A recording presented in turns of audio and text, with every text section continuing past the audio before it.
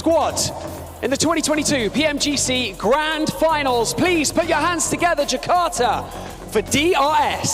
यो मोमेन्ट याद छ यो सायद इतिहासमा पहिलो पटक होला जब नेपाल कुनै स्पोर्ट्सको वर्ल्ड कपमा रनर अप बन्दैछ र $200,000 बराबरको ग्रान्ड प्राइज पनि जित्दैछ। पबजी, फ्री फायर जस्ता गेमिङ प्लेटफर्महरू जो 2018 भन्दा अगाडि नेपालीहरू बीच अपरिचित थियो, अहिले तिनै प्लेटफर्महरू लाखौं नेपाली युवाहरूको रोजाइमा परेको छ र त्यहीबाट हजारौं युवाहरूले त रोजगारी पनि पाएका छन्। कुनै बेला पबजी ब्यान गर्नुपर्छ भन्दै सदनमै उफ्रिने नेताहरू फ्री फायर र अन्य एप्लिकेसनहरू यथाशीघ्र बन्द गर्न सरकारको ध्यान आकर्षण गर्दछु। अहिले त्यही विधामा अन्तर्राष्ट्रिय जगतमा हाम्रा खेलाडीहरूले विजय हासिल गर्दा गजक्क परेका छन्। 7 वर्षको छोटो समय, 4 ठूला उपलब्धि र करोडौंको क्याश प्राइज। एउटा यस्तो स्पोर्ट्स जसलाई बन्द गर्न नै कुनै बेला सरकार आफै लागि परेको थियो, अहिले त्यही स्पोर्ट्सले अन्तर्राष्ट्रिय जगतमा नेपाललाई चिनाउँदैछ। यसरी नेपालीहरूलाई प्राउड गराउने यी स्पोर्ट्सको इतिहास के छ त? यो कसरी इभल्भ हुँदै गयो र नेपालले यति चाँडै यसमा यस्तो सफलता कसरी पाइरहेको छ त? आउनुहोस् सबै कुरा बुझ्ने कोसिस गरौँ आजको इनडेप्थ स्टोरीमा। नेपाली मेडिकल सेक्टरले अहिले एउटा ठूलो समस्या भोगिरहेको छ, एन्ड द्याट्स नर्सहरूको अभाव। अब यसरी नर्सहरूको अभाव हुनुमा कारणहरू धेरै छन्। यो सँगसँगै ओभरअल मेडिकल सेक्टरमै भइरहेका समस्याहरू पनि धेरै छन्, जसको बारेमा डिटेलमै हामी अर्को भिडियोमा चर्चा गर्ने नै छौँ।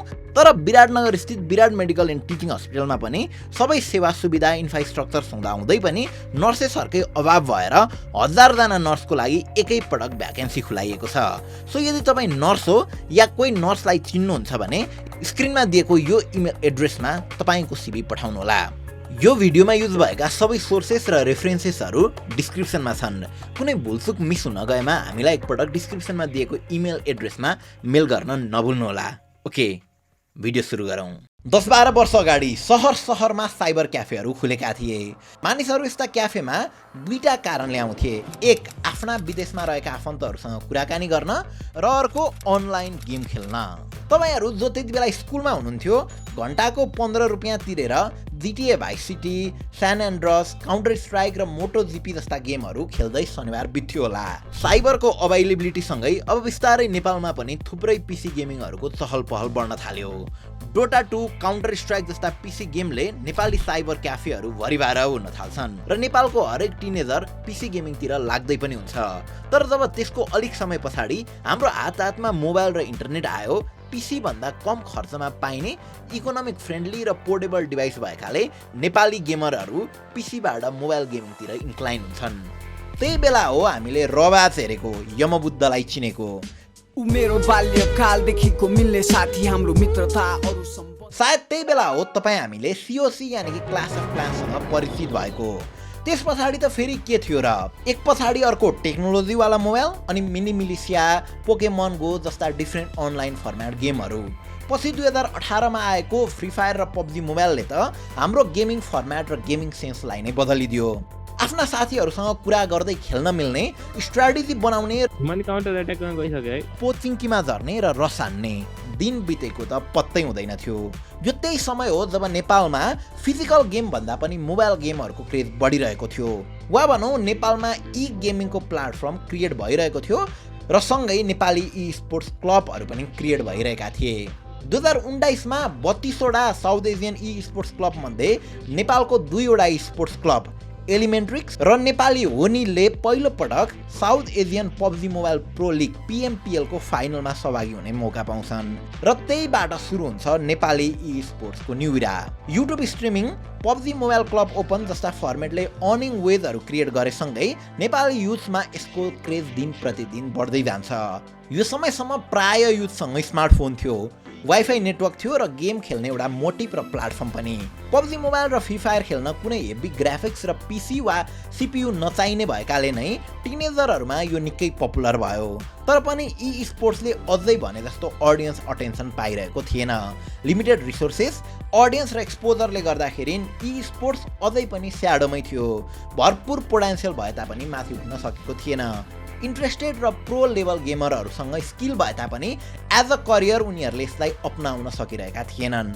यी सबै कुराले गर्दा स्पोर्ट्स एउटा सर्टेन काउन्टेबल अडियन्सहरूमा मात्र सीमित भइरहेको थियो अनि सुरु भयो लकडाउन भोलिदेखि lockdown People in Nepal are currently bracing for another possible lockdown as जब सबै मान्छेहरू घरभित्र बन्द भए गर्नका लागि केही थिएन वा भनौँ हामी सबैसँग समय नै समय थियो तब युवाहरूको एउटा ठुलो जमात भने पब्जी र फ्री फायर जस्ता ब्याटल रोयल गेमहरूमा व्यस्त हुन्छन् यो त्यही समय हो जब हामीले नयाँ नयाँ गेमरहरूलाई पनि एक्सप्लोर गऱ्यौँ उनीहरूलाई सपोर्ट गऱ्यौँ जसले गर्दा एउटा स्ट्याटिक अडियन्स जेनेरेट भयो यो त्यही समय हो जब ती च्यानलहरूमा आउने पार्टिसिपेन्ट्स र अडियन्स पनि बुम भएको फेसबुक युट्युब जताततै पनि स्ट्रिमिङकै माहौल थियो अब त के थियो र फ्री टाइम अनि हातमा मोबाइल अनि मोबाइलमा कि त पब्जी कि त फ्री फायर गली गलीमा स्क्वाडहरूको फर्मेसन अनि लोकल लेभल टुर्नामेन्ट्स अनि क्यास प्राइजले गर्दा नेपालमा अब अधिकांश युथ्सहरू बिस्तारै गेमर बन्दै जान्छन् बढिरहेको क्रेज र फ्यान सपोर्ट टिम हाइप डेड आइट ज्यानमारा जस्ता थुप्रै स्पोर्ट्स क्लबको इभल्भसँगै साउथ एसियन लेभलमा गेम पर्फर्मेन्स पनि इम्प्रुभ हुँदै जान्छ चीन से जुड़े 118 और मोबाइल ऐप सरकार ने बैन कर दिए हैं और इनमें सबसे popular PUBG mobile game app उस पर भी बैन लगा दिया गया है 2020 जुनमा इन्डियामा पब्जी ब्यान भएसँगै अब साउथ एसियामा प्रो मानिने सेल्टेज टिएसएम इन्टिटी साउल जस्ता टिमहरू लिगबाट हट्छन् जसले गर्दा साउथ एसियन गेमहरू के हिसाबमा लेस कम्पिटेटिभ बनिन्छन् र नेपालले यसको पूर्ण फाइदा उठाउँछ यस पछाडि साउथ एसियामा नेपाललाई रोक्न एकदमै गाह्रो पर्छ because they were like the beast Gentlemen, our prop players, the champions of PMPL South Asia Season 2. जसले गर्दै 2020 को सिजन 2 मा नेपालको एब्रोड स्लायर्स र DRS south Asian PUBG mobile pro league PMPL को च्याम्पियन र रनर अप बन्न पुग्छन् जसले गर्दै एब्रोड र डिआरएसले नेपालको तर्फबाट पहिलो पटक ग्लोबल च्याम्पियनशिप 2020 मा रिप्रेजेन्ट गर्ने मौका पनि पाउँछन् साउथ एसियन PMPL को 42K र 24K US डलरको क्याश प्राइज र वर्ल्ड वाइड रेकग्निसन यो फेज यस्तो आयो कि अब नेपाली गेमर्स र क्लबहरूले पछाडि फर्केर हेर्नै परेन 2021 को साउथ एसियन PMPL को सिजन 3 मा डिआरएस फेरि फर्स्ट हुन्छ भने 7C Esports second runner up हुन्छ साउथ एसियन PMPL को सिजन 4 मा फेरि विदेज विथ भाइब्स फर्स्ट र डेड आई सेकेन्ड हुन्छन् र यो सँगै 2021 को ग्लोबल च्याम्पियनशिपमा डिआरएस र डेड आइजले फेरि रिप्रेजेन्ट गर्ने मौका पाउँछन् 2022 मा आउँदै गर्दा 2022 को एसएसिएच स्प्रिङमा डेड आइज फेरि सेकेन्ड हुन्छ र T2K यानि कि ट्रेन टु किल थर्ड आउन सफल हुन्छन् त्यस्तै 2022 को एसएसिएच फलमा डिआरएस सेकेन्ड र स्काइलाइट गेमिङ थर्ड हुन्छन् यो यही सिजन हो जब नेपालले हिस्ट्री क्रिएट गर्छ यही सिजन हो जब नेपालको टिम डिआरएसले इन्डोनेसियामा भएको ग्लोबल च्याम्पियनशिपमा सेकेन्ड हुन्छ र अहिलेसम्मकै ठुलो क्याश प्राइज हात पार्छ ब्याक टु ब्याक अचिभमेन्ट्स करोडौं रुपियाँ क्याश प्राइज स्पोन्सर र फेमले गर्दा नेपालको स्पोर्ट अझ भन्नुपर्दा पब्जी गेमले छोटो समयमै लाखौं फ्यान बेस र पपुल्यारिटी पाउन सफल हुन्छ कुनै बेला घर समाज र मिडियाबाट क्रिटिसाइज भएका नेपाली गेमरहरू यो समयसम्म आउँदाखेरि नेपालकै हिरा भइसकेका हुन्छन् अस्तिसम्म होच्याउनेहरू पनि अब प्रशंसक भइसकेका हुन्छन् अब यहाँसम्मको जोर्नीमा आउँदा हरेक क्लबहरूको छुट्टै लेगेसी बन्न पुग्छ T2K डिआरएस हो र जस्ता टिमहरूलाई हेरेर लाखौं युथहरू इन्स्पायर्ड हुन्छन् नेपाली युथहरूमा हाम्रो जस्तो देशमा पनि विथआउट सपोर्ट केही गर्न सकिने रहेछ है भन्ने आश पलाउँछ 2023 को साउथ एसियन च्याम्पियनशिप स्प्रिङमा नेपालको दुई टिम डिआरएस र T2K थर्ड र फोर्थ हुन्छन् तर 23 कै साउथ एसियन च्याम्पियनशिप फलमा भने कुनै पनि नेपाली टिमले पोजिसन एक्वायर गर्न सक्दैनन् तर पनि स्पेशल इन्भिटेसनमा डिआरएसले भने 2023 को ग्लोबल च्याम्पियनशिपमा पार्टिसिपेट गर्ने मौका पाउँछ अब अहिले नेपालको स्पोर्ट सिनारियो अझै सुरुवाती चरणमा भए तापनि विभिन्न ब्रान्डहरूले नेपाली प्लेयरहरूलाई मजाले स्पोन्सर गरिरहेको देख्न सकिन्छ यसले यस क्षेत्रमा थप लगानी ल्याएको छ 2018 देखि ब्याटल रोयलको रूपमा उदाएको स्पोर्ट गेमले 6 वर्षमा धेरै नै फड्क मारेको छ जसको ज्वलन्त उदाहरण हो पब्जी मोबाइल नेपालमा व्यावसायिक स्पोर्ट टोली र सङ्गठनहरू पनि बिस्तारै प्रचलित भइरहेका छन् T2K डिआरएस र होरा जस्ता टोलीहरूले देशभित्र पहिचान बनाएका छन् यी टोलीहरूले प्राय ठुला प्रतियोगितामा प्रतिस्पर्धा गर्छन् र कहिलेकाहीँ स्थानीय व्यवसाय र अन्तर्राष्ट्रिय ब्रान्डहरूले स्पोन्सर पनि गर्छन् स्पोर्ट्सको वृद्धिसँगै गेम प्ले स्ट्रिमिङ र ट्युटोरियल जस्ता कुराहरूले पनि गेमरहरूले मनग्गे पैसा कमाइरहेको देखिन्छ बेटर ग्राफिक्स र स्मुथ FPS को लागि मोबाइल GPU RAM र गेमिङ PC त्यस्तै राम्रो गेमिङको लागि हाई स्पिड इन्टरनेट चाहिने हुँदा नेपालको इलेक्ट्रोनिक्स र इन्टरनेट सर्भर प्रोभाइडरहरूले पनि केही हदसम्म यसबाट बेनिफिट पाइरहेको देख्न सकिन्छ, जसले केही हिसाबमा देशको आर्थिक वृद्धिमा पनि टेवा पुर्याइरहेको छ। त्यस्तै विभिन्न कलेजको स्पोर्ट्स विक वा इभेन्टहरूमा पनि अहिले त स्पोर्ट्सहरूलाई समेत इन्क्लुड गरिएको पाइन्छ। यी त भए केही राम्रा उदाहरणहरू र यसका फाइदाहरू। तर यहाँनिर केही कुराहरू भइरहेछन् जसलाई हामीले चाँडैमा नसोच्ने हो भने नेपाल स्पोर्ट्स नराम्रोसँग कोल्याप्स पनि हुन सक्छ। अहिलेको सिनारियो हेर्ने हो भने नेपाल स्पोर्ट्समा केवल पब्जीले मात्र सफलता हासिल गरिरहेको देखिन्छ। इन्टरनेसनल लेभलमा नेपाली फ्री फायर, COD, फोर्टनाइट जस्ता मोबाइल गेमिङका स्पोर्ट्स क्लबहरूको खासै धेरै इम्प्याक्ट देखिँदैन। महँगो PC, हाई ग्राफिक्स कार्ड र हाइली इन्फ्लेक्सन इलेक्ट्रोनिक इक्विपमेन्टले गर्दा Dota 2, CS2, भेलोरेन्ट जस्ता PC गेमिङमा नेपालको पार्टिसिपेसन हुने भन्ने कुरा त जिरो जस्तै नै छ। लगातार अन्तर्राष्ट्रिय बजारमा नयाँ गेमहरूको इन्ट्री हुनु र नेपाल सरकार र क्लबहरूले त्यसलाई सही ढङ्गमा युटिलाइज गर्न नसक्नुले पनि नेपाली स्पोर्ट्स सोसाइटीलाई यसले भविष्यमा नेगेटिभली इम्प्याक्ट पर्न सक्छ है भन्ने कुरा देखाइरहेको छ। गेमरहरूको सेफ प्ले पब्जी र फ्री फायर भएकाले अरू गेमहरूमा पार्टिसिपेट गर्न स्किन चाहन्छन् र एउटा क्लोज सर्कल क्रिएट गरेर बस्छन्। प्लेयर र कम्पनी दुवैको करियर यसले गर्दा खतरामा जान सक्छ।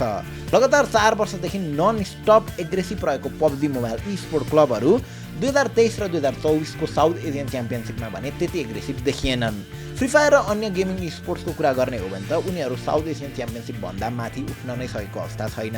आफ्टर अल स्पोर्ट्स अहिले सबैभन्दा रुचाइएको र म्याक्सिमम पोटेन्सियल भएको गेमिङ जनर हो, जहाँबाट सयौं नेपाली गेमरहरूले नाम र दाम दुबै मजाले कमाइरहेका छन्।